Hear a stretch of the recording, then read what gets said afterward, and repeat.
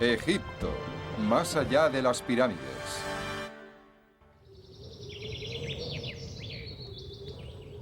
A 680 kilómetros al sur del Cairo, se alza un templo extraordinariamente bello situado al borde mismo del desierto.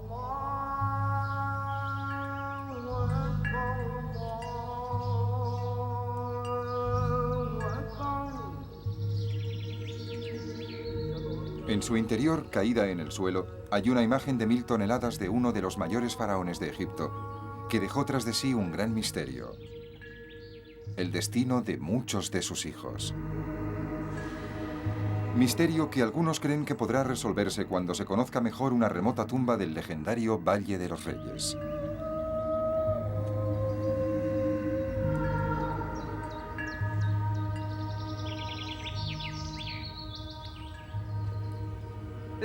Este montón de enormes piedras en desorden fue en su tiempo una estatua de Rameses II, que gobernó en Egipto hacia el 1200 antes de nuestra era. Su cara mira al cielo, y aquí tenemos un hombro. Es una de las mayores estatuas jamás esculpidas y se levantaba aquí, en el Rameseo, el templo funerario de Rameses, cerca de la actual Luxor. Se cree que en el siglo V, los cristianos coptos derribaron la estatua y que con el paso de los siglos, los terremotos acabaron de destruir los restos del faraón caído. De todos modos, Rameses dijo la última palabra y hoy su imagen constituye una ruina colosal. Esta estatua es el mejor símbolo del papel de Rameses II en la historia de Egipto. Fue un faraón que llevó sus ejércitos a la victoria y que construyó grandes monumentos por todo el país. Gobernó 67 años. Su reinado fue el segundo más largo de un faraón. Después de su muerte, la historia le recordaría como Rameses el Grande.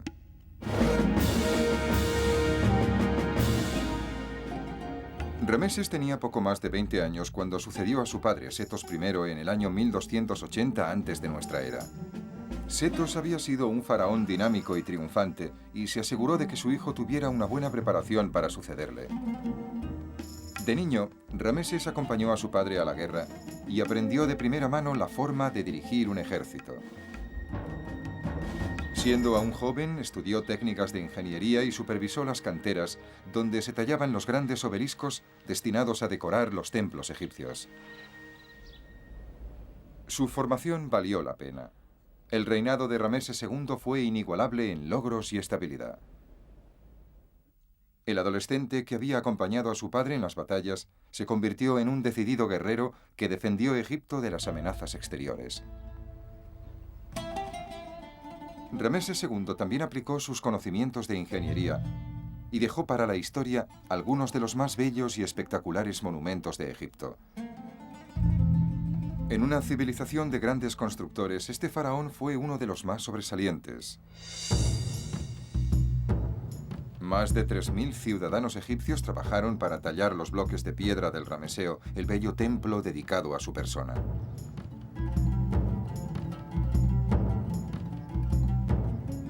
Y sobre los acantilados desde donde se domina el Nilo Nubio, Rameses hizo construir uno de los mayores monumentos dedicados a glorificarse a uno mismo, el impresionante templo de Abu Simbel, en cuya fachada están talladas 4 colosales estatuas del faraón que miden 18 metros de altura.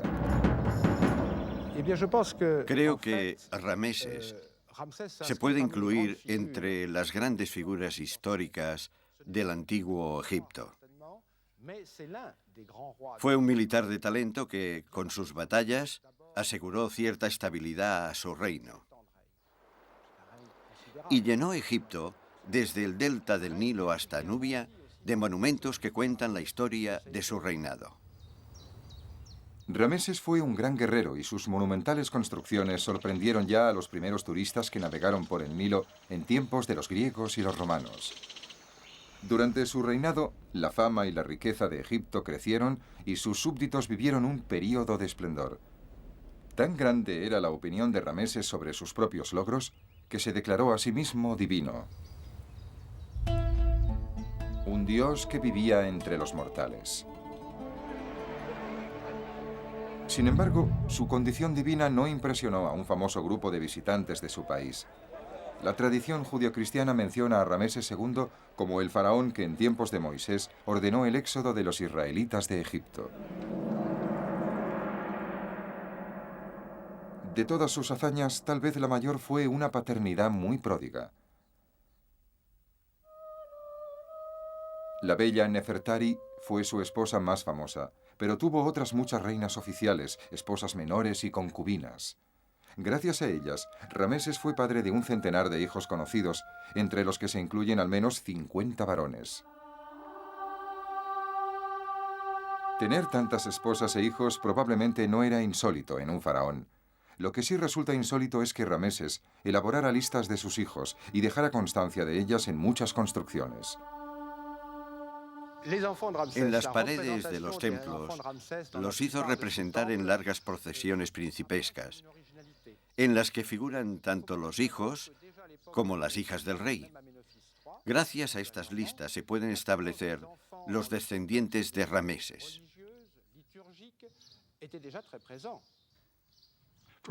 De la mayoría de faraones del antiguo Egipto, se desconoce quiénes formaron parte de la familia real. De Rameses II, en cambio, conocemos los nombres de muchas de sus esposas y también de muchos de sus hijos e hijas, más de 2 docenas de cada sexo. Rameses II fue sin duda un personaje singular por el hecho de que ningún otro faraón antes o después de él prestó tanta atención a sus hijos.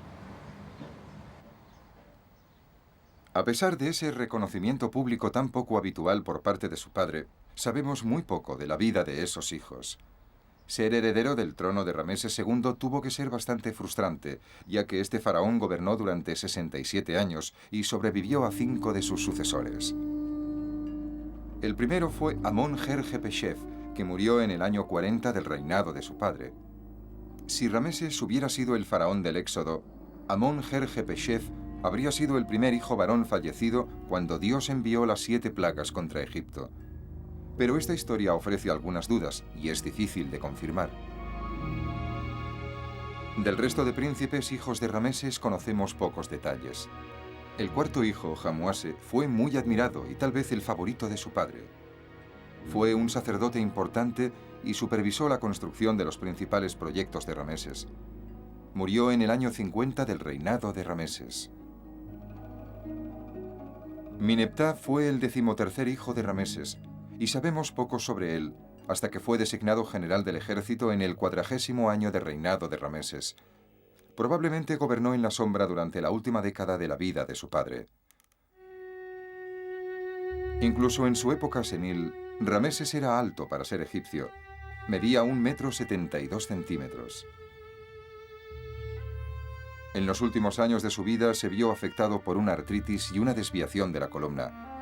Y como la mayoría de sus compatriotas padecía problemas dentales. Tenía una constitución delicada, una nariz aguileña y afilada y unas orejas grandes y agujereadas. Era un poco vanidoso, ya que a una edad avanzada aún se teñía el pelo de una tonalidad rojiza. Hasta el final de su vida, Rameses II no dejó de ser Rameses el Grande, activo, enérgico y una gran presencia en la vida de su nación. Pero hasta a un dios viviente le llega su fin.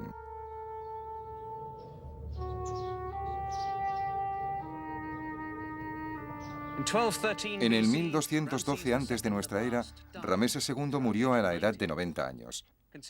Si la esperanza de vida en Egipto era de poco más de 30 años, los dioses tal vez quisieron mostrar a los mortales la extraordinaria naturaleza de su rey. Le sucedió su 13º hijo, Mineptah, que gobernó durante 9 años hasta su muerte. Del resto de los hijos de Rameses solo conocemos 2 de sus tumbas. Los demás han desaparecido. Son los príncipes perdidos de Egipto.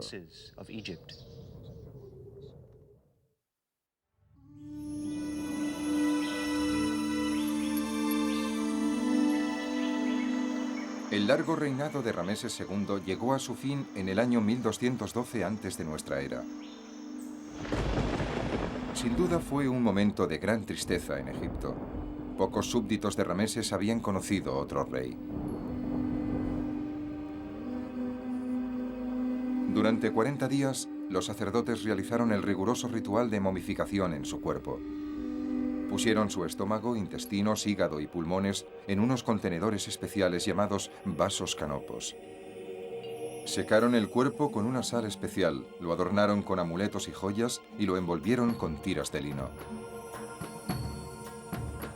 Al final colocaron la momia en un féretro decorado e iniciaron el viaje al Valle de los Reyes, en el sur de Egipto.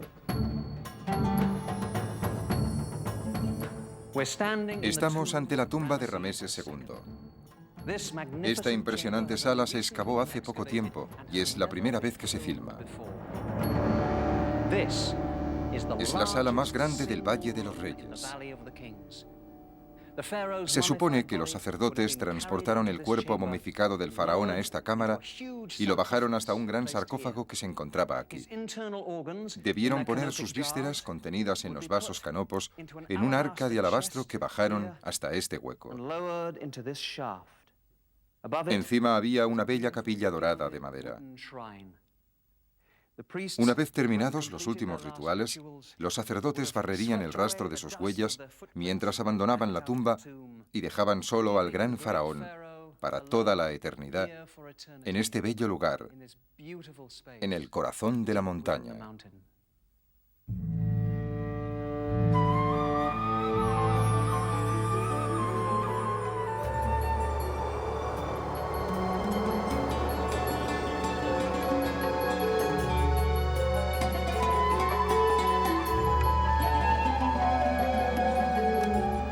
El mundo ha conocido los extraordinarios tesoros descubiertos en la tumba del faraón Tutankamón, que murió aproximadamente un siglo antes que Rameses. Si Tutankamón, un rey menor que tuvo muy poca influencia en la historia de Egipto, fue enterrado con tal tesoro, podemos imaginarnos los magníficos objetos y joyas que debieron llenar la tumba de Rameses el Grande.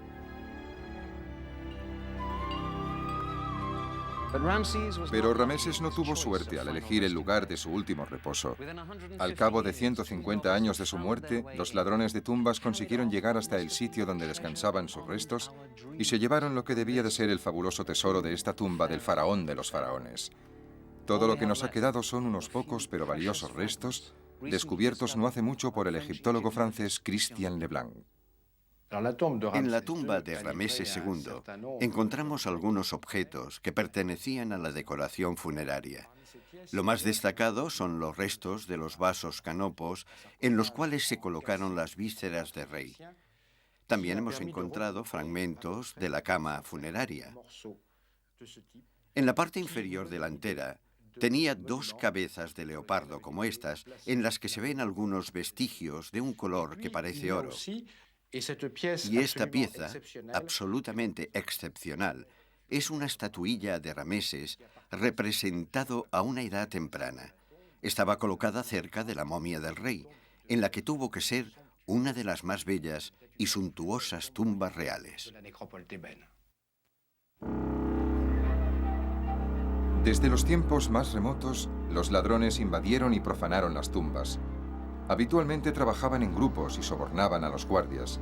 A menudo penetraban en las tumbas cuando se producían tensiones políticas que amenazaban la seguridad nacional y distraían a los encargados de su protección.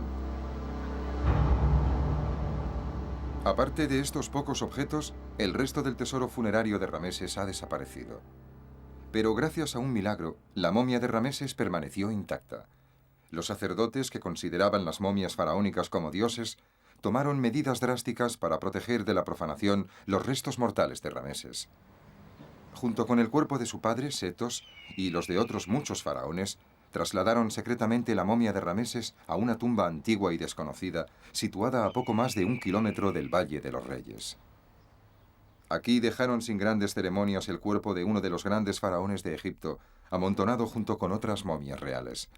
Este secreto lugar de reposo estaba cerca y a la vez lejos del lujoso lugar construido para albergar su cuerpo. Su gran tumba quedó abandonada y desprotegida. Como humillación final, en los siglos siguientes al traslado de la momia del faraón, hubo una serie de tormentas poco habituales en el desierto, que llenaron la tumba de agua y destruyeron las pinturas y los excepcionales relieves que cubrían toda su superficie. El estuco chorreaba por las paredes, las estatuas se descompusieron y los escombros procedentes de las inundaciones llenaron la tumba desde el suelo hasta el techo. A los descubridores de este lugar les costó mucho trabajo entrar.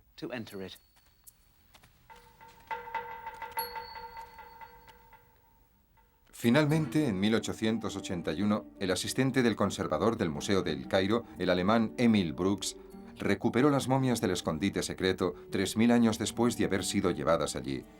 El lugar donde se encontraban los restos de Rameses ya no era un secreto.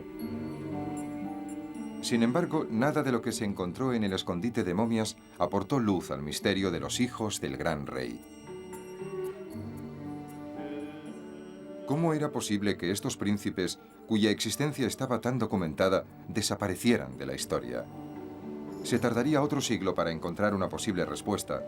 Los hijos de Rameses habían estado durante todo este largo periodo de tiempo a escasa distancia de la tumba de su padre.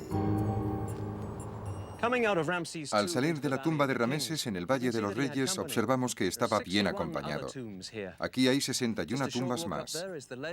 Dando un corto paseo nos encontramos con la legendaria tumba de Tutankamón.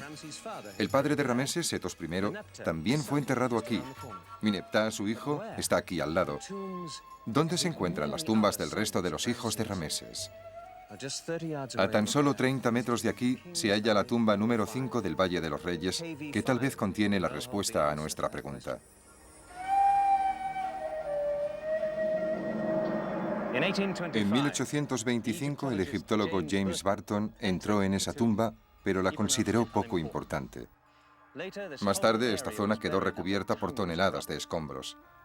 Los autobuses turísticos pasaban a poca distancia. En 1987, el egiptólogo norteamericano Ken Weeks destapó la entrada a la tumba. Cuando por fin penetró en ella, realizó el descubrimiento más importante desde el de la tumba de Tutankamón. Por primera vez en 3000 años, el mundo se acercaba a la solución del gran misterio de los hijos perdidos de Rameses.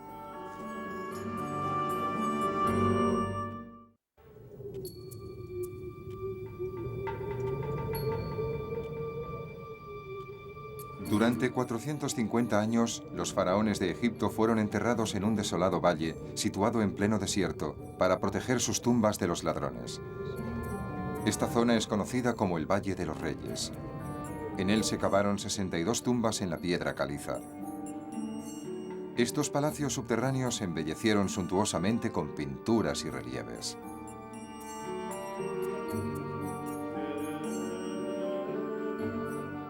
Ya en el siglo III antes de nuestra era, el Valle de los Reyes era un lugar silencioso y olvidado. A principios del siglo XVIII, un clérigo inglés llamado Richard Pocock visitó el valle y dibujó un primer mapa.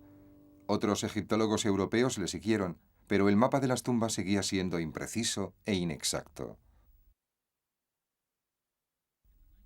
En la década de 1970, el doctor Ken Weeks, un eminente egiptólogo norteamericano, decidió dibujar los primeros mapas del Valle de los Reyes utilizando técnicas de medición que se basaban en unas medidas extremadamente precisas. Trabajó intensamente durante una década y acumuló muchos datos. Por desgracia, al final de la década de 1980, carecía de los fondos necesarios para editar el mapa. Por ello decidió utilizar todos los conocimientos que había acumulado para llevar a cabo otro ambicioso plan. Pensé que podíamos emplear el poco dinero que teníamos en ese momento para hacer algo que quise hacer unos años antes. Consistía en visitar los archivos históricos e intentar identificar tumbas que se habían descubierto en el siglo XIX, pero que se habían perdido. Quería ubicar esas tumbas e incluirlas en el mapa del Valle de los Reyes. Después de una minuciosa investigación en los archivos históricos, apareció una tumba. La habían descubierto en el siglo XIX y la habían designado como KV5, que quiere decir tumba número 5 del Valle de los Reyes. En 1825 el inglés James Barton excavó un túnel de 25 metros en la tumba KV5. Dibujó un croquis en el que indicaba la presencia de 11 salas, pero sus anotaciones no inspiraron demasiado entusiasmo entre sus colegas. Hasta el mismo Howard Carter, el descubridor de la tumba de Tutankamón, utilizó la ladera de la KV5 para verter los escombros de sus excavaciones. Sepultaron la tumba bajo 3 metros de piedras y, como si eso no fuera ya suficiente, unas riadas provocadas por unas lluvias torrenciales que asolaron el Valle de los Reyes acabaron cubriendo de escombro la entrada de la tumba, que quedó escondida. En 1920, o tal vez antes, la KV5 era un recuerdo lejano y distante. No se veía nada. Pero a Ken Weeks le intrigaban los dibujos que Barton había hecho de la tumba. En su mapa apareció una tumba distinta de las que había visto. Casi todas las tumbas del Valle de los Reyes tenían unos largos pasillos que fueron tallados en la roca firme. Según el dibujo de Barton, en esta tumba había 6 alas que iban en todas direcciones a partir de la entrada, como los tentáculos de un pulpo. Pensé, qué aspecto tan extraño para una tumba. ¿Por qué no la localizamos? Algo más llamó la atención de Weeks. En 1989, unas investigaciones indicaron que la olvidada tumba KV5 tal vez fuera la tumba de los hijos perdidos de Rameses. A partir de las notas de Barton, Ken Weeks supo en qué lugar del valle debía empezar a buscarla. Tomó una decisión. Intentaría encontrar algo perdido durante mucho tiempo. Para empezar, cavamos una zanja de 1 metro de ancho. Lo primero que encontramos fue un corte en la roca que había sido claramente realizado por el hombre. No era una depresión o un hoyo natural de la ladera. Y luego empezamos a encontrar rastros de peldaños. Después de meses de intenso trabajo, el equipo de Ken Weeks limpió la entrada de la KV5. Finalmente había llegado el momento de conocer su interior. En el verano de 1989 habíamos limpiado la escalera que llevaba hasta la entrada y la primera sala, pero no tenía este aspecto. Estaba completamente llena de los escombros de las riadas. ¿Hasta qué altura? Hasta aquí. Gracias a un pequeño túnel que cavó James Barton en 1825, podíamos ver algo en su interior. En el techo hay restos del humo de la lámpara de Barton. Así que se arrastraron por el pequeño agujero que había cavado Barton. Sí, era el único acceso a la tumba. Y ni en aquel momento pudimos ver ninguna de las paredes laterales. ¿Era realmente muy pequeño? ¿Qué medidas tenía? Bueno, podríamos decir que incluso era bastante estrecho para mí. Así que se arrastraron hasta aquí sin sospechar que estaban trabajando en esta sala. ¿Cuánto tiempo les costó? Tardamos 5 años en limpiar la sala, pero en el segundo año ya sabíamos que había algo en la KV5. En lo alto de la pared encontramos una serie de jeroglíficos que indicaban que esta era la tumba de uno de los hijos de Rameses II, cuyo nombre estaba inscrito aquí, Amon-Her-Jepesef. Era el primogénito de Rameses II. ¿Fue la primera confirmación de que uno de los hijos de Rameses podía estar enterrado aquí? Sí, exactamente. Y era el primogénito.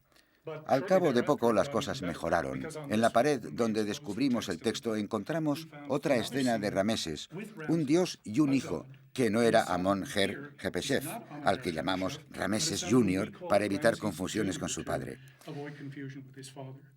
Entonces nos dimos cuenta de que se trataba de una tumba con múltiples sepulturas. Había al menos 2 hijos reales enterrados en la tumba, algo que hasta entonces jamás habíamos visto. Ken Weeks estaba convencido de que la KV5 prometía ser algo más que una tumba menor, aunque aún no sabía si encontraría más cámaras que las 11 salas descritas por Barton en el croquis original. Sin embargo, los progresos para desentrañar los secretos de la KV5 eran de una lentitud agónica. El Valle de los Reyes recibe una media de 1 o 2 milímetros de lluvia al año, pero una vez cada 50, 60 o 70 años, una tormenta asola la zona y causa un desastre. Cuando las aguas de las riadas y los escombros llegan a la KV5 en la entrada al valle, van a una velocidad de 50 a 70 kilómetros por hora y arrastran rocas de las dimensiones de una nevera. Las 11 riadas que han asolado la KV5 la han llenado completamente de escombros, arena, cieno, piedra caliza, astillas, que a lo largo de los siglos se han secado hasta tener una consistencia casi de cemento. La limpieza de las toneladas de escombros que llenaban la tumba requirió muchísimo tiempo. Las técnicas para limpiar los escombros de una tumba o de un yacimiento arqueológico apenas han cambiado en el último siglo. Aún cargamos con cestos hechos de neumáticos viejos y los llenamos utilizando palas o picos para luego transportarlos a mano y dejarlos en el exterior de la tumba.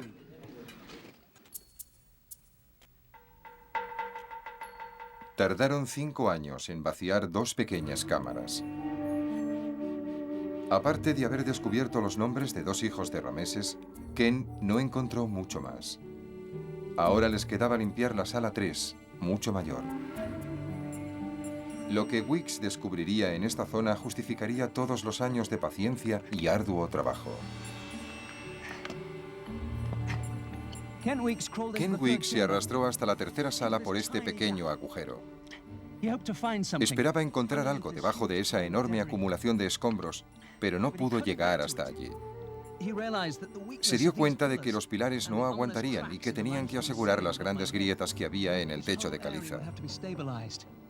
Un trabajo que justo ahora se acaba de terminar. El mapa de Burton mostraba una puerta misteriosa en la pared posterior, y Ken Weeks empezó a excavar en esa dirección hasta que en 1995 consiguió profundizar lo suficiente para arrastrarse por esa entrada. Lo que pasó a continuación es uno de los grandes momentos de la historia de la arqueología moderna. Finalmente, Ken Weeks estaba a punto de ver qué había más allá de la sala 3. Iba a entrar en un lugar donde nadie había entrado desde los tiempos de los faraones. Creíamos que encontraríamos otra sala pequeña, como la sala 1 o la 2. Sin embargo, enfocamos las linternas y no vimos nada. Solamente oscuridad. Eso significaba que la sala no tenía fin. No podíamos ver el final. Luego, cuando pudimos iluminar la tumba con electricidad, se convirtió en la visión más increíble que jamás he tenido en mi vida. A 30 metros, corredor abajo, alineada con las puertas que lo flanqueaban, encontramos una estatua del dios Osiris. Cuando llegó hasta aquí ya vio que era un hallazgo increíble. No paraba de repetirme, es increíble, no hay nada igual en el Valle de los Reyes. Había salas a ambos lados. Cada 3 metros había una puerta que llevaba a una sala pequeña o a un conjunto de salas. La mayoría están tapiadas. Sí, aún no las hemos excavado. En aquel momento seguro que pensó que lo que había encontrado allí era uno de los descubrimientos arqueológicos más importantes del siglo. Jamás se había encontrado algo igual. Fue cuando llegó a este punto que tuvo esa visión sorprendente. Una estatua de tamaño natural que al principio pensamos que representaba al dios Osiris, pero que ahora creemos que se trata de una representación de Rameses como Osiris, el faraón deificado que da la bienvenida a sus hijos en este corredor y en su ingreso a la próxima vida. La bella estatua de Rameses acabó de certificar que esta era la tumba de sus hijos reales. Con el hallazgo del corredor 7 y de su complejo de salas, la importancia del descubrimiento de Ken Weeks empezó a difundirse por el mundo.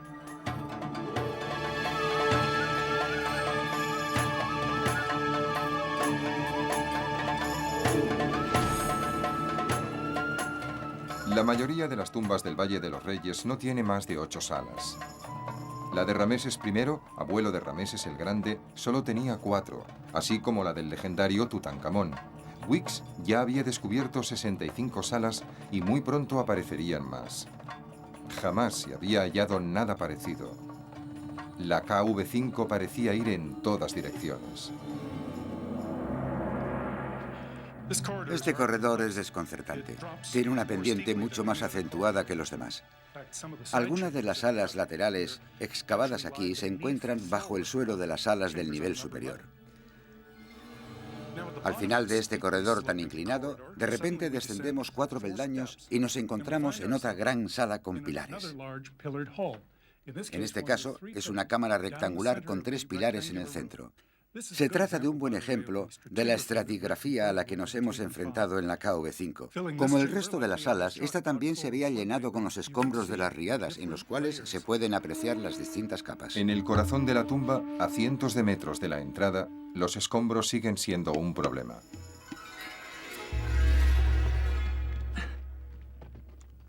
Este es uno de los corredores que aún están por excavar.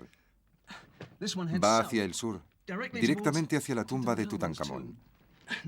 Nadie sabe con certeza por qué. Hay una pared lisa al final y tal vez haya otra entrada. El problema es llegar hasta allí.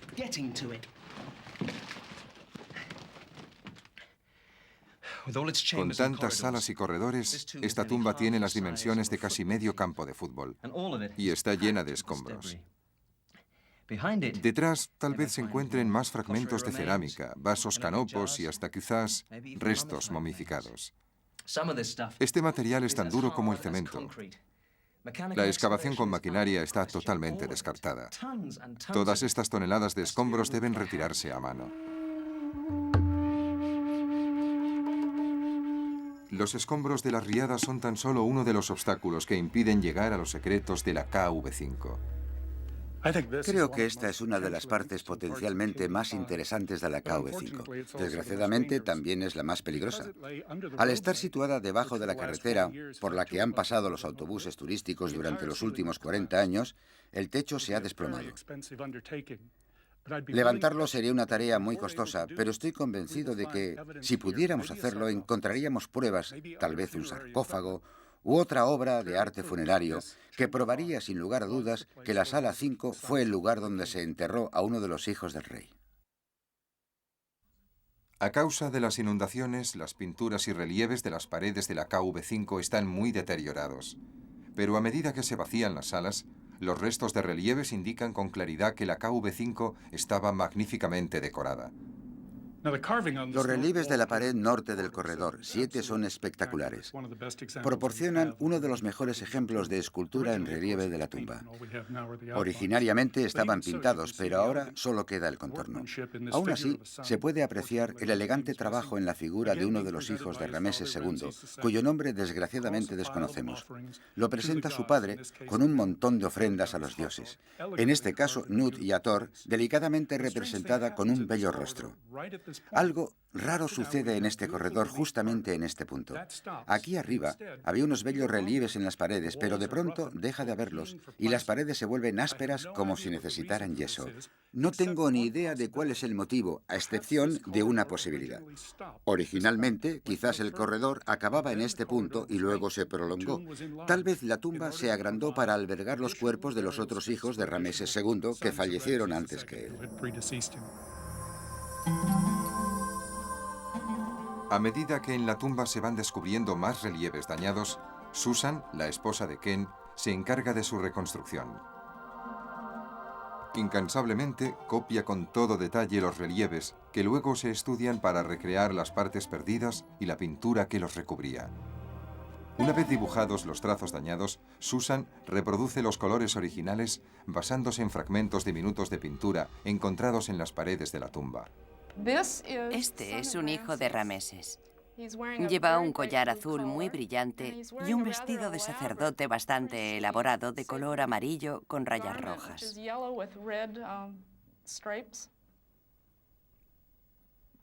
Todos los días son emocionantes. Nunca sabes qué vas a hacer. Cada vez que miro las paredes, aunque las haya dibujado y examinado durante 10 días, si la luz cambia de golpe, aparecen cosas diferentes que veo por primera vez.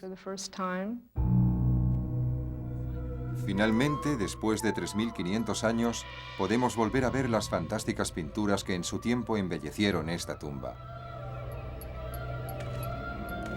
Pero en la KV5, el éxito y la frustración van muchas veces de la mano. Una y otra vez la tumba parece que se burle de los Wiks. Es como si el gran Rameses no quisiera desvelar el misterio de sus hijos. Sabemos que la tumba original estaba magníficamente decorada con unos relieves pintados con colores brillantes. A causa de las riadas, gran parte de la pintura y del yeso desapareció. Pero en ningún lugar es más frustrante que en esta escena de la Sala Segunda. En ella está Rameses II y la imagen de un hijo suyo. Justo encima de ella distinguimos unos jeroglíficos que dicen: del hijo del rey es el cuerpo de... y nos falta el nombre. No tenemos ni idea de quién era. Dado el título y la figura del hijo, estábamos ansiosos. Tal vez era el hijo 6, 7 u 8 de la lista de personas enterradas en esta tumba. Estuvimos muy cerca de saberlo, pero no lo conseguimos. Después de 10 años de excavaciones, la KV5, con sus más de 100 salas, se puede considerar la mayor tumba y la de diseño más original del Valle de los Reyes, y probablemente de todo Egipto. Es evidente que la construyó Rameses II, y se tienen pruebas suficientes que confirman que la había destinado a sus hijos. Hemos hallado los nombres de algunos hijos de Rameses escritos en las paredes de la KV5. Tenemos más de 2 docenas de representaciones de este faraón en las que presenta a alguno de sus hijos a los dioses. En algunas salas hemos encontrado objetos funerarios, vasos canopos y los nombres y títulos de 5 hijos de Rameses II. Ken Weeks encontró también restos de naturaleza más humana. En 1998 se hallaron algunos cuerpos que habían descansado en esta tumba especial durante siglos.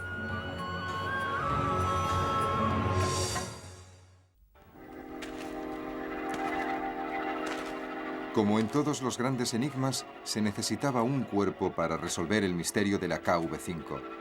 Después de 9 años de búsqueda, Ken Weeks finalmente lo encontró. Durante los primeros años teníamos tantas cosas entre manos que hasta hace un par de temporadas no limpiamos la mitad norte de la sala 2. Para nuestra sorpresa, cuando llegamos al nivel del suelo, encontramos 2 cortes paralelos irregulares que indicaban que ahí había una cavidad. Supongo que, originariamente, debía de tratarse de la tumba de la persona que fue enterrada aquí, pues era una tumba de solo 2 salas que data de la dinastía XVIII. Cuando llegamos a la base de la cavidad, encontramos unas capas de huesos, y bajo ellas 3 cráneos humanos de varón adulto, con las vértebras aún pegadas al cuello y con restos de tejido momificado alrededor del cuerpo. Debajo encontramos otro cuerpo de varón adulto, completamente articulado. Una momia de unos 50 años de edad, reposando en esta posición sobre el suelo. Dada la posición de los brazos y del cuerpo, podría tratarse, y también en el caso de los otros 3 cráneos, de hijos de Rameses II. ¿Por qué iba a dejarse una momia tan importante en una cavidad sin ornamentación? Ken Weeks cree que la respuesta es sencilla. Cuando los ladrones de tumbas entraron en la KV5, fueron al corazón de la tumba, a las salas funerarias de los hijos, y cogieron las momias y las trajeron hasta aquí, cerca de la puerta principal, porque había más luz. Destrozaron los cuerpos en busca de joyas, de oro y de pectorales. Luego tiraron los restos al suelo y algunos cayeron en esta cavidad. Este es uno de los 3 cráneos hallados en la cavidad de la sala 2. Ahora lo estamos limpiando para que los anatomistas y los genetistas lo estudien.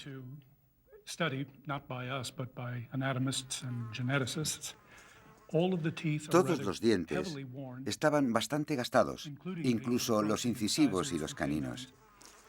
Estos rasgos, junto con las uniones entre los huesos del cráneo, indican que tal vez se trate de un varón adulto. Ahora lo que nos gustaría es poder determinar si se trata del cráneo de un familiar de los otros cuerpos hallados en la tumba. Nos encantaría que se tratara de un pariente de Rameses. Cualquier persona que haya visto la momia de Rameses o una representación suya en pintura o escultura se da cuenta de que tenía una nariz prominente. Quizás este pueda ser uno de los rasgos anatómicos que determinen el parentesco. El análisis científico de los cráneos es una labor que no se puede realizar entre el calor y el polvo del Valle de los Reyes. Los trabajos más minuciosos para desvelar los secretos de la KV5 no se realizan en la tumba, sino en los laboratorios de El Cairo.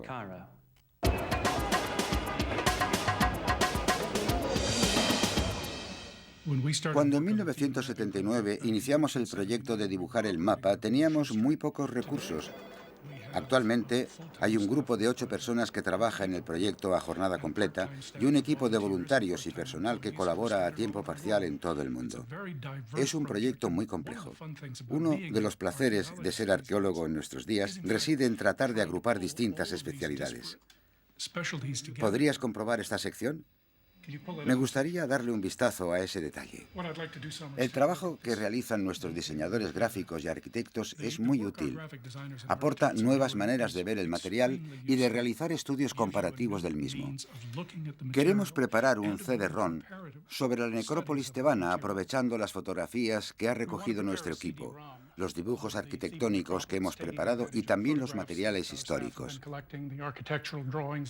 Por ejemplo, podemos detenernos ante el templo de Luxor, en la orilla oriental, y generar unos dibujos en 3 dimensiones que muestren las distintas fases de la construcción del mismo.